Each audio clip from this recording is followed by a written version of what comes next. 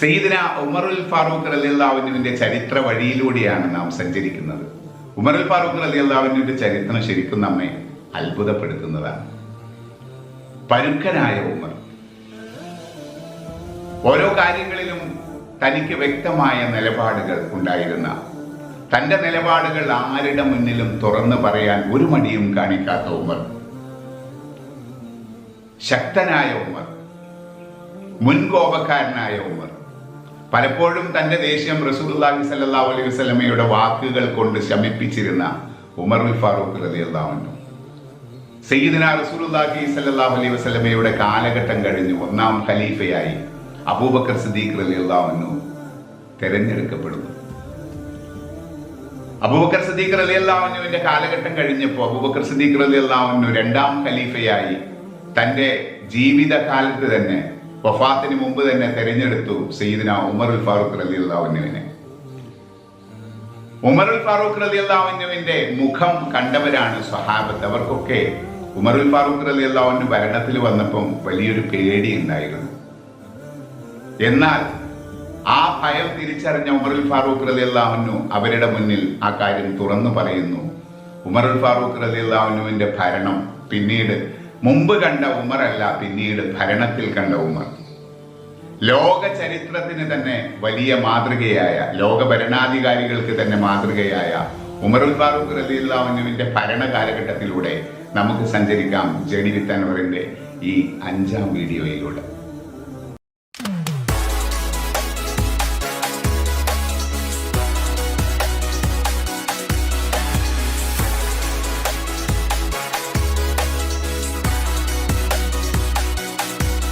സയ്യിദന റസൂലുള്ളാഹി സ്വല്ലല്ലാഹു അലൈഹി വസല്ലമയുടെ വഫാത്തിന് ശേഷം അബൂബക്കർ സിദ്ദീഖ് റളിയല്ലാഹു അൻഹുവിനെ ഖലീഫയായി തിരഞ്ഞെടുക്കപ്പെട്ടു. റസൂൽ തിരുമേനിയുടെ മയ്യിത്ത് നിസ്കാരം നിർവഹിച്ച ശേഷം ഉമർ റളിയല്ലാഹു അൻഹു അബൂബക്കർ സിദ്ദീഖ് റളിയല്ലാഹു അൻഹുവിനോട് ബൈഅത്ത് ചെയ്യാൻ വളരെ വികാരഭരിതമായ രീതിയിൽ ആഹ്വാനം ചെയ്തു. ജനങ്ങളെല്ലാം അത് സ്വീകരിച്ചു. അബൂബക്കർ സിദ്ദീഖ് റളിയല്ലാഹു അൻഹു ഖലീഫ സ്ഥാനം ഏറ്റെടുത്തു കഴിഞ്ഞിട്ടും ഉമർ റളിയല്ലാഹു അൻഹുവിന്റെ അഭിപ്രായങ്ങൾ മുഖവിലക്കെടുത്തുകൊണ്ടാണ് ഭരണകാര്യങ്ങൾ മുന്നോട്ട് കൊണ്ടുപോയിരുന്നത്. മുർത്തദ്ദായ ജനങ്ങളോടുള്ള പോരാട്ടത്തിലും മറ്റും ആ അഭിപ്രായങ്ങൾക്ക് മുൻഗണന നൽകി. സിദ്ദീഖ് റളിയല്ലാഹു അൻഹു ഖലീഫയായിരിക്കുമ്പോഴാണ് യമാമ യുദ്ധം നടന്നത്. പ്രസ്തുത യുദ്ധത്തിൽ ഖുർആൻ മനഃപ്പാഠമാക്കിയ അനവധി ഹാഫിളുകൾ വഫാത്തായി. ഉമർ റളിയല്ലാഹു അൻഹു ചിന്തിച്ചു, ഇങ്ങനെ ഖുർആൻ മനഃപ്പാഠമാക്കിയവർ ഓരോരുത്തരായി മരണമടഞ്ഞ അവസാനം ഒരാളും ബാക്കിയാവാതെ വന്നാൽ ചിന്തിക്കാൻ പോലും വയ്യാത്ത ഒരവസ്ഥയായിരുന്നു അത്. ഉമർ റളിയല്ലാഹു അൻഹു ഇക്കാര്യത്തെക്കുറിച്ച് വളരെയധികം ആലോചിച്ചു. ഒടുവിൽ സിദ്ദീഖ് റളിയല്ലാഹു അൻഹുവിനെ സമീപിച്ചു. ഇപ്രകാരം പറഞ്ഞു, ബഹുമാന്യരെ, നമുക്ക് ഈ ആയത്തുകളെല്ലാം ഒന്ന് ക്രോഡീകരിച്ചു വെക്കണം. ഹാഫിളുകൾ ഓരോരുത്തരായി മൃതിയടഞ്ഞാൽ അവസാനം നമുക്കതിന് സാധിച്ചെന്ന് വരില്ല. സിദ്ദീഖ് റളിയല്ലാഹു അൻഹുവിന് ഈ അഭിപ്രായം ശരിയാണെന്ന് തോന്നി. പക്ഷേ സംശയം, തിരുനബി ചെയ്യാത്ത ഒരു കാര്യം താനായിട്ട് തുടങ്ങി വെക്കുന്നത് എങ്ങനെ?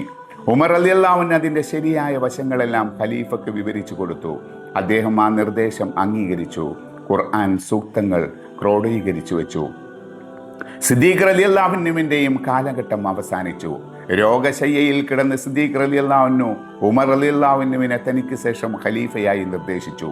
ഉമർ റളിയല്ലാഹു അൻഹു പല ഒഴിവ് കഴിവുകളും പറഞ്ഞെങ്കിലും അദ്ദേഹം അതൊന്നും സ്വീകരിച്ചില്ല. അവസാനം ഉമർ റളിയല്ലാഹു അൻഹു ഖലീഫയായി. ഇസ്ലാമിൻ്റെ 2ാമത്തെ ഖലീഫ സ്ഥാനം ഏറ്റെടുത്തുകൊണ്ട് ഉമർ റളിയല്ലാഹു അൻഹു ഇപ്രകാരം പറഞ്ഞു, ഞാൻ നിങ്ങളിൽപ്പെട്ട സാധാരണക്കാരൻ മാത്രമാണ്. സിദ്ദീഖ് റളിയല്ലാഹു അൻഹുവിൻ്റെ കൽപ്പന തള്ളിക്കളയാൻ വയ്യാത്തത് കൊണ്ട് മാത്രമാണ് ഈ മുൾക്കിരീടം ഞാൻ ശിരസിൽ അണിയുന്നത്. ഇത് അള്ളാഹുവിൻ്റെ പരീക്ഷണമാണ്. തിരുനബിയും സിദ്ദീഖ് റളിയല്ലാഹു അൻഹുവും വേർപിരിഞ്ഞതിന് ശേഷമുള്ള ഒരു പരീക്ഷണം. അതുകൊണ്ട് നിങ്ങളിൽ ഒരാൾ സൽക്കർമ്മം പ്രവർത്തിച്ചാൽ ഞാൻ അത് ഇഷ്ടപ്പെടുകയും അവനെ സ്നേഹിക്കുകയും ചെയ്യും. നിങ്ങളിൽ ഒരുവൻ ചീത്ത പ്രവർത്തിച്ചാൽ നിശ്ചയം അവനെ ഞാൻ ശിക്ഷിക്കുന്നതാണ്. ഇത്രയും പറഞ്ഞ ശേഷം അദ്ദേഹം സർവ്വലോക രക്ഷിതാവായ അള്ളാഹുവിനോട് ഇരു കരങ്ങളും ഉയർത്തി പ്രകാരം പ്രാർത്ഥിച്ചു, അള്ളാഹുവേ, എൻ്റെ ഹൃദയം പരുക്കനാണ്, അതിനെ മാറ്റി മയപ്പെടുത്തി തരണമേ. എൻ്റെ പ്രവർത്തനങ്ങളിൽ നീ ബർക്കത്ത് നൽകണമേ. എൻ്റെ മനസ്സിൻ്റെ പിശുക്ക് നീ അകറ്റിത്തരണമേ. ഉമർ റളിയല്ലാഹു അൻഹുവിൻ്റെ പ്രസംഗം കഴിഞ്ഞ ഉടനെ ജനങ്ങളെല്ലാം അദ്ദേഹത്തോട് ബൈഅത്ത് ചെയ്തു.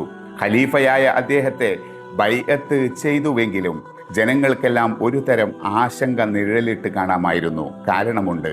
ഉമറിന്റെ സ്വഭാവം പരുക്കനായിരുന്നു. വെട്ടൊന്ന് മുറി രണ്ട് എന്ന രീതിയിലുള്ള സമീപനം ഉമറിൽ നിന്നും അവർ കരുതിയിരുന്നുള്ളൂ. അതുകൊണ്ട് തന്നെ എല്ലാ ജനങ്ങൾക്കും അദ്ദേഹത്തെ ഭയമായിരുന്നു. അങ്ങനെയുള്ള ഉമറാണ് ഖലീഫയായിരിക്കുന്നത്. എന്ത് സംഭവിക്കും? ഓരോരുത്തരും ഉള്ളുകൊണ്ട് ഭയന്നു. ഉമർ റളിയല്ലാഹുവിനെ ഒരു സംശയത്തോടെയാണ് അവരെല്ലാം വീക്ഷിച്ചത്. ജനങ്ങളുടെ മാനസികാവസ്ഥ ഉമർ റളിയല്ലാഹു മനസ്സിലാക്കി.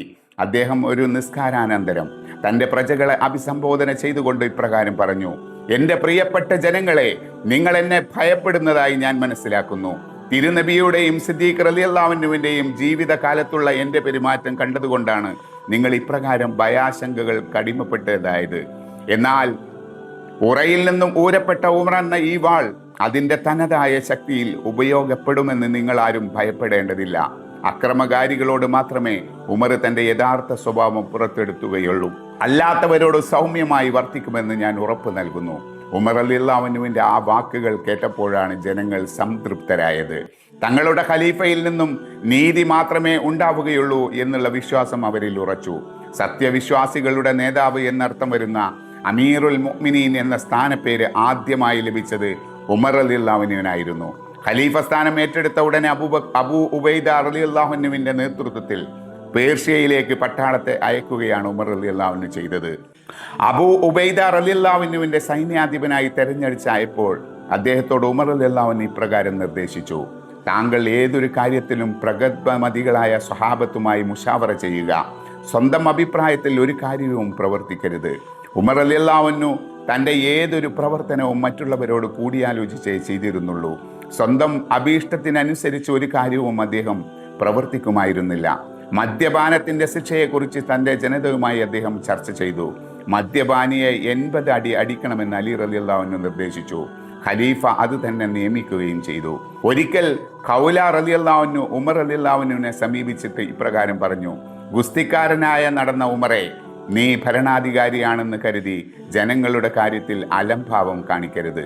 കേവലം ഒരു സ്ത്രീ ഖലീഫയോട് ഇങ്ങനെ അപമര്യാദയായി പെരുമാറിയതെന്നറിഞ്ഞ് കൂടെ ഉണ്ടായിരുന്ന സ്വഹാബികൾക്ക് ദേഷ്യം വന്നു. പക്ഷേ ഉമർ റളിയല്ലാഹു പറഞ്ഞു: ഖുർആൻ പോലും പരാമർശിച്ച വനിതയാണത്. അവർ പറയുന്നത് കേൾക്കാൻ തീർച്ചയായും ഞാൻ കടപ്പെട്ടിരിക്കുന്നു. മറ്റൊരിക്കൽ ഒരുത്തൻ വന്ന്, എടാ ഉമറെ, നിനക്കാണ് നാശം എന്ന് ഉറക്കെ വിളിച്ചു പറഞ്ഞു. തങ്ങളുടെ ഖലീഫയെ ഈ നിലക്ക് അപമാനിക്കുകയോ? സ്വഹാബികൾക്ക് ദേഷ്യം വന്നു. ഉമർ റളിയല്ലാഹു ജനങ്ങളെ സമാശ്വസിപ്പിച്ചു. ആഗതനോട് വിനയാന്വിതനായി തന്നെക്കുറിച്ച് അങ്ങനെ പറയാനുണ്ടായ കാരണം അന്വേഷിച്ചു. ഈജിപ്തിലെ ഗവർണർ അയാളോട് എന്തോ ഹിതമല്ലാത്തത് പ്രവർത്തിച്ചു എന്നായിരുന്നു ആവലാതി. ഉടനെ തന്നെ ഉമർ റളിയല്ലാഹു പ്രസ്തുത സംഗതി അന്വേഷിച്ച് വേണ്ടുന്ന പരിഹാരം നൽകി. ഇങ്ങനെ എത്രയെത്ര സംഭവങ്ങൾ! എല്ലാം ഉമർ എന്ന ഭരണകർത്താവിൻ്റെ കീർത്തിക്ക് മകുടം ചാർത്തുന്നത് തന്നെ. ജനങ്ങൾക്ക് താനൊരു പരുക്കനാണെന്ന ധാരണയുണ്ട്. അത് നീക്കണം എന്നുള്ള ഉദ്ദേശത്തോടു കൂടി തന്നെ അദ്ദേഹം തൻ്റെ സ്വഭാവം തുറന്ന പുസ്തകം പോലെ അവരുടെ മുമ്പിൽ അവതരിപ്പിച്ചു. അറേബ്യയിൽ എങ്ങും പട്ടിണി, മഴ കിട്ടാതെ വരണ്ടുണങ്ങിയ ഭൂമി, ഫലവൃക്ഷങ്ങളൊന്നും കായ്ക്കുന്നില്ല. ഉമർ റളിയല്ലാഹു തൻ്റെ ഗവർണർമാർക്കെല്ലാം സഹായമെത്തിക്കാൻ കത്തെഴുതി. ദുരിതാശ്വാസ പ്രവർത്തനം ഊർജിതമായി. തട്ടിപ്പില്ല, വെട്ടിപ്പില്ല.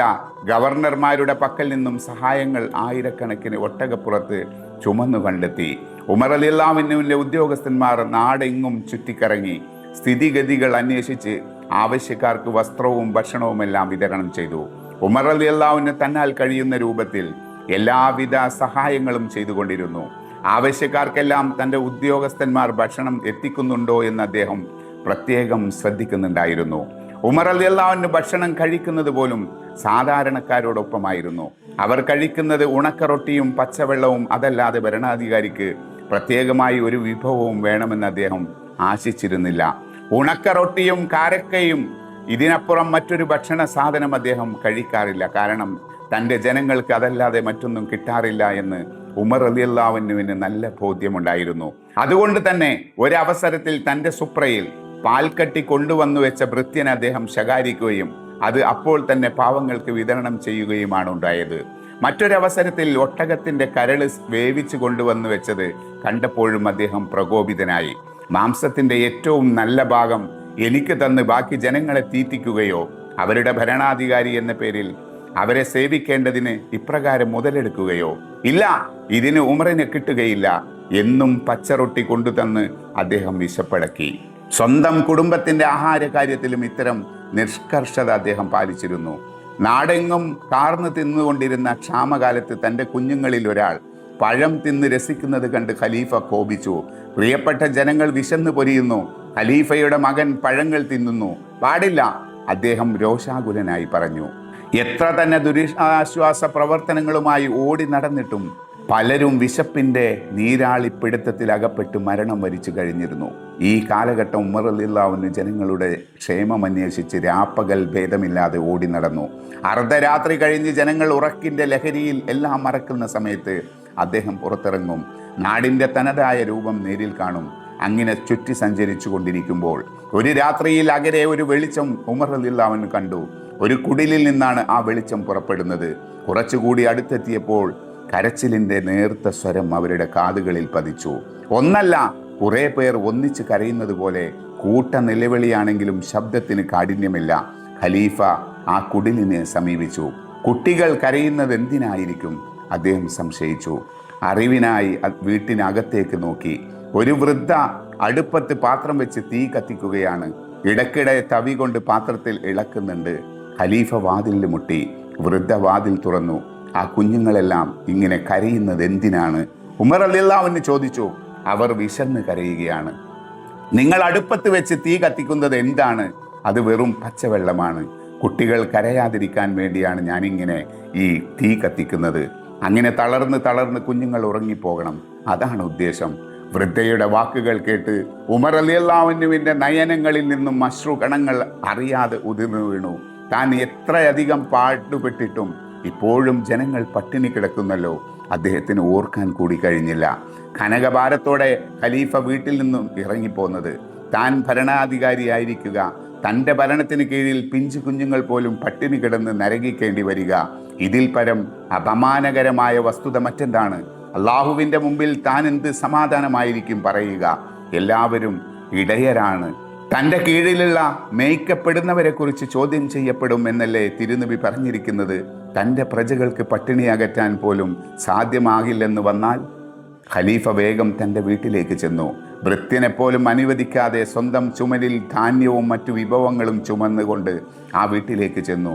ആ ധാന്യം കൊണ്ട് സ്വന്തം കരങ്ങളാൽ ഭക്ഷണം പാകം ചെയ്ത് തളർന്നുറങ്ങിയ കുഞ്ഞുങ്ങളെ ഊട്ടിയ ശേഷം മാത്രമേ അദ്ദേഹത്തിന് മനസ്സിൽ അല്പമെങ്കിലും ആശ്വാസം ലഭിച്ചുള്ളൂ. ഹാവൂ, എത്ര ദയാശീലനായ മനുഷ്യൻ! ആ വൃദ്ധ മനസ്സിൽ വിവരിച്ചു. താങ്കളാണ് ഈ രാജ്യത്തെ ഖലീഫയാകേണ്ടത്, ഉമറല്ല. അവർ തൻ്റെ മനസ്സിലുള്ള അഭിപ്രായം വെട്ടിത്തുറന്ന് പറയുകയും ചെയ്തു.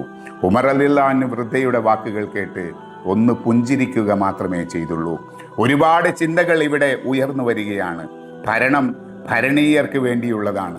ജനകീയം എന്ന് പറഞ്ഞാൽ ജനങ്ങളുടെ അഭിരുചി അറിഞ്ഞ് അവരുടെ ആഗ്രഹ സമ്പൂർണത മാത്രം ലക്ഷ്യമാക്കി ഭരിക്കലാണ്. ഈ മഹത്തായ ലക്ഷ്യമായിരുന്നു ഇസ്ലാമിനും അത് പ്രതിനിധാനം ചെയ്തിരുന്ന സംഹിതക്കും ഖലീഫമാർക്കും ഉണ്ടായിരുന്നത്. യഥാർത്ഥ സോഷ്യലിസമായിരുന്നു അവർ വിഭാവനം ചെയ്തിരുന്നത്. മഹത്തായ വിപ്ലവത്തിൻ്റെ നാന്ദി കുറിച്ചുകൊണ്ടാണ് ലോകം കണ്ടതിലെച്ച് ഏറ്റവും മഹത്തായ ഭരണാധികാരിയായി ഉമർ റളിയല്ലാഹു അൻഹു വാഴ്ത്തപ്പെട്ടു. ലോകമെങ്ങുമുള്ള ബുദ്ധിജീവികൾ ഉമർ റളിയല്ലാഹു അൻഹുവിൻ്റെ ഭരണം മാതൃകയാണെന്ന് പ്രഖ്യാപിച്ചു. മഹാത്മാഗാന്ധി പോലും ഉമർ റളിയല്ലാഹു അൻഹുവിൻ്റെ ഭരണമാണ് ഇവിടെ വരേണ്ടതെന്ന് ആശിച്ചു. ലോകം ഉറങ്ങുന്ന പാതിരാവിൽ ഉറക്കവും മറ്റ് സുഖങ്ങളും ഉപേക്ഷിച്ച് തെരുവീതികൾ തോറും വേഷപ്രച്ഛന്നനായി ചുറ്റി സഞ്ചരിക്കുക, പട്ടിണി കിടക്കുന്നവർക്ക് സ്വന്തം ചുമലിൽ ഭക്ഷണം എത്തിച്ചു പാകം ചെയ്തു കൊടുക്കുക, സ്വന്തം ഭാര്യയെ അന്യരുടെ പേരെടുക്കാൻ നിയോഗിക്കുക, പാവങ്ങൾ കഴിക്കുന്ന ആഹാരപാനീയങ്ങൾ മാത്രം കഴിച്ച് ജീവിത സംതൃപ്തി നേടുക, അവരെപ്പോലെ ഒരൊറ്റ വസ്ത്രവും പരുക്കൻ കുപ്പായവും മേൽമുണ്ടുമായി തനി ഫക്കീറിനെ പോലെ കഴിച്ചു കൂട്ടുക. ഇതൊക്കെ ചെയ്തത് ഒരു സാധാരണക്കാരനല്ല, ഒരു സംസ്ഥാനത്തിൻ്റെ ഭരണാധികാരിയല്ല. 22 ലക്ഷത്തിലധികം ചതുരശ്ര മൈൽ തൻ്റെ ഭരണത്തിന് കീഴിലുള്ള മഹാനായ ഒരു ചക്രവർത്തി. ഇവിടെയാണ് ഉമർ റളിയല്ലാഹു അൻഹുവിൻ്റെ മഹത്വം നാം മനസ്സിലാക്കേണ്ടത്. ഇന്നത്തെ ഭരണാധികാരികളുടെ സ്ഥിതി എന്താണ്? ഒരു പഞ്ചായത്തിൻ്റെ അധികാരം കിട്ടിയാൽ അധികാര ദുർവിനിയോഗം തുടങ്ങുകയായി. ഒരു സ്റ്റേറ്റിൻ്റെ ഭരണാധികാരം കൈവശമുണ്ടെന്ന് വെക്കുക, രാജകീയ പ്രൗഢിയിലായിരിക്കും ജീവിതം. കോടികൾ നേടാനുള്ള ഉപാധി മാത്രമായി അവർ അതിനെ കാണുന്നു. അതിനുവേണ്ടി എന്ത് വേണ്ടാധീനവും കാട്ടിക്കൂട്ടുന്നു. ഉമർ റളിയല്ലാഹു അൻഹുവിൻ്റെ ഭരണത്തെക്കുറിച്ച് ഇന്നത്തെ ഭരണാധികാരികൾ ഒന്ന് മനസ്സിലാക്കിയിരുന്നെങ്കിൽ, ആ മാതൃക സ്വീകരിക്കാൻ സന്നദ്ധമായിരുന്നെങ്കിൽ ഇവിടം സുഖസമ്പൂർണമായേനെ. ജനങ്ങൾക്ക് ഉപദേശം നൽകാൻ വേണ്ടി എഴുന്നേറ്റ് നിന്ന ഖലീഫയെ വെറും ഒരു സാധാരണ പ്രജ പിടിച്ചു നിർത്തി ചോദ്യം ചെയ്ത കഥ. ഇത്തരം കഥകൾക്ക് ഉദാഹരണം വേറെ എവിടെയുണ്ട്? ഈ പ്രജ ചോദിക്കുകയാണ്, ഉമറേ, നീ ഞങ്ങളെ ഉപദേശിക്കുന്നു, പക്ഷേ ഒരു കാര്യം, ഞങ്ങൾക്കെല്ലാം കിട്ടിയ തുണിയുടെ ഇരട്ടി കൊണ്ടാണല്ലോ നീ കുപ്പായം തയ്ച്ചിരിക്കുന്നത്. നീതിരഹിതമായ ഈ പ്രവൃത്തി ചെയ്ത നിന്റെ ഉപദേശം കേൾക്കാൻ ഞങ്ങൾ തയ്യാറല്ല. സദസ്സിൽ നിന്നും ഉമർ റളിയല്ലാഹു അൻഹുവിന്റെ പുത്രൻ എഴുന്നേറ്റ് നിന്ന് സത്യാവസ്ഥ വിവരിച്ചു. എനിക്ക് കിട്ടിയ തുണി കൂടി പിതാവിന് കൊടുത്തു, അതുകൊണ്ടാണ് അദ്ദേഹം ഉടുപ്പ് തയ്ച്ചത്. അത് കേട്ടപ്പോൾ പരാതി പറഞ്ഞയാൾ അടങ്ങി. അപ്പോൾ ഉമർ റളിയല്ലാഹു അൻഹു ചോദിച്ചു, യഥാർത്ഥത്തിൽ ഞാൻ 2 തുണി സ്വന്തമായി എടുത്തിരുന്നുവെങ്കിലോ? ഈ സമയം മറ്റൊരാൾ എഴുന്നേറ്റ് വാളൂരിക്കൊണ്ട് പറഞ്ഞു, ഈ വാളുകൊണ്ട് ഞങ്ങൾ നിങ്ങളുടെ തല വേർപ്പെടുത്തുമായിരുന്നു. അത് കേട്ട് കോപകാന്തനായ ഉമർ ചോദിച്ചു, നിങ്ങൾ ആരോടാണ് സംസാരിക്കുന്നത് എന്നറിയാമോ? തീർച്ചയായും മുസ്ലിങ്ങളുടെ ഖലീഫയായ ഉമറിനോട് എന്നയാൾ മറുപടി പറഞ്ഞു. ഉടനെ ഉമർ റളിയല്ലാഹു അൻഹു, അല്ലാഹുവേ, എൻ്റെ പക്കൽ നിന്ന് വരുന്ന തെറ്റുകളെ ചോദ്യം ചെയ്യാൻ കെൽപ്പുള്ളവരെ നീ നിലനിർത്തിയിരിക്കുന്നുവല്ലോ എന്ന് പറഞ്ഞുകൊണ്ട് നന്ദി സൂചകമായി സുജൂദ് ചെയ്യുകയുണ്ടായി. വീണ്ടും ഉമർ റളിയല്ലാഹു അൻഹു പ്രസംഗം തുടർന്നു. അതായിരുന്നു ഉമർ റളിയല്ലാഹു അൻഹുവിൻ്റെ മാതൃക. ഏതൊരു സാധാരണക്കാരനും അദ്ദേഹത്തെ ചോദ്യം ചെയ്യാം. ഈ ഭരണ മാതൃക നമുക്കിന്ന് വെറും ഓർമ്മിക്കാനുള്ള സ്വപ്നങ്ങളായി മാത്രം അവശേഷിച്ചിരിക്കുകയാണ്. ഉമർ റളിയല്ലാഹു അൻഹുവിൻ്റെ ഭരണകാലത്ത് ഇസ്ലാമിക ഭരണകൂടം അതിവിശാലമായിരുന്നു.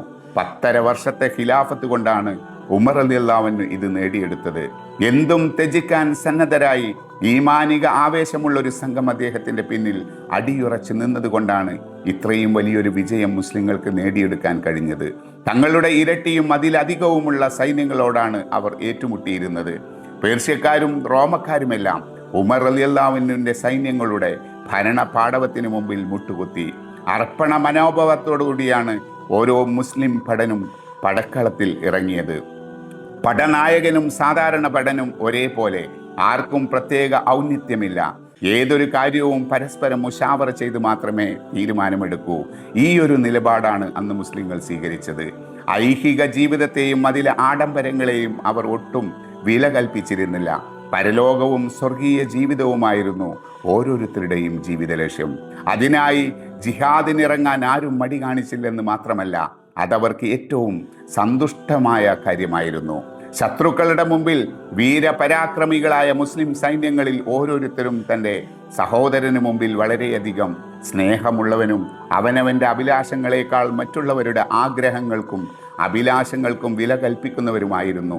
ഇതിന് എത്രയോ ഉദാഹരണങ്ങൾ പറയാനുണ്ട്. മരണത്തോട് മല്ലടിച്ചുകൊണ്ട് തൊണ്ട വരണ്ട് ദാഹപരവശനായി അടർക്കളത്തിൽ കിടക്കുന്ന യോദ്ധാവ് തൻ്റെ മുന്നിലേക്ക് വെച്ച് നീട്ടിയ വെള്ളപ്പാത്രം മറ്റൊരു മുസ്ലിം സഹോദരൻ്റെ കരച്ചിൽ കേട്ട് അങ്ങോട്ട് ആംഗ്യം കാണിച്ചുകൊണ്ട് തിരസ്കരിക്കുക. ഉദാത്തമായ ഇത്തരം മാതൃകകൾ ഈ മഹത്തായ തത്വസംഹിതയുടെ അനുയായികളിൽ നിന്നല്ലാതെ മറ്റെവിടെ നമുക്ക് കാണാൻ സാധിക്കും? ഇങ്ങനെയുള്ള മാതൃകാപരമായ സമീപനവും ഐക്യത്തോടെയും കെട്ടുറപ്പോടെയുമുള്ള മുന്നേറ്റവും കൊണ്ടാണ് ഉമറുൽ ഫാറൂഖ് റളിയല്ലാഹു അൻഹുവിൻ്റെ ഭരണത്തിന് കീഴിൽ ഇത്രയും വലിയ സാമ്രാജ്യത്തിൻ്റെ ഉടമകളാവാൻ മുസ്ലിങ്ങൾക്ക് സാധിച്ചത്. വിശാലമായ സാമ്രാജ്യം കെട്ടിപ്പടുത്തതിന് ശേഷം അവയിൽ പലവിധ പരിഷ്കാരങ്ങളും ഉമർ റളിയല്ലാഹു അൻഹു ഏർപ്പെടുത്തി.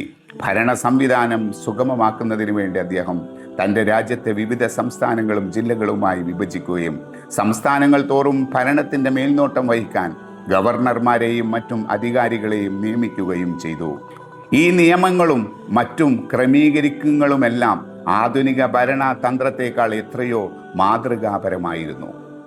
സയ്യിദുന ഉമറുൽ ഫാറൂഖ് റളിയല്ലാഹു അൻഹുവിന്റെ ചരിത്രത്തിന്റെ 5ാം ഭാഗം ഇവിടെ അവസാനിക്കുകയാണ്.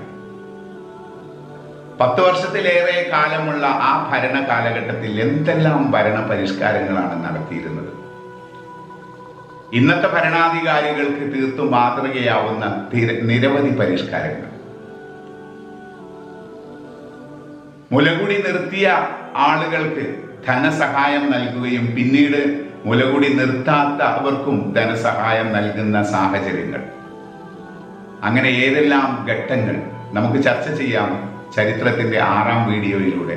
തൽക്കാലം നിങ്ങളോട് വിട പറയുന്നു. ചരിത്രത്തിന്റെ 6ാം ഭാഗവുമായി അടുത്തയാഴ്ച നമുക്ക് വീണ്ടും കാണാം.